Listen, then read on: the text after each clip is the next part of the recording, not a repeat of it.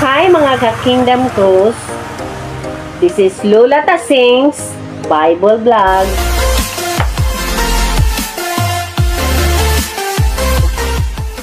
Sige, padayon kita sa pagbasa sa pagbuhat sa kalibutan dinhi sa Genesis Kapitulo 1, versikulo 26. Unya, miingon ang Dios, buhato na to ang tawo sama sa atong dagway.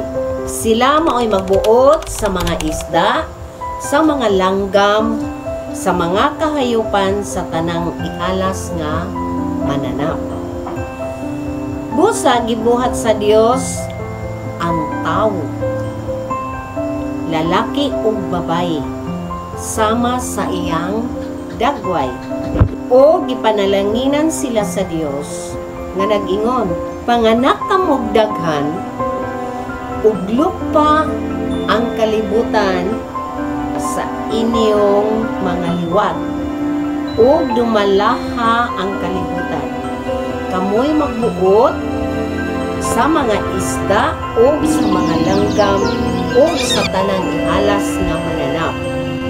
Unya, miingon ang Dios, gihatag ko kaninyo ang tanang matang sa tanom nga may binhi o ang tanang bunga sa kahoy aron inyong kanon.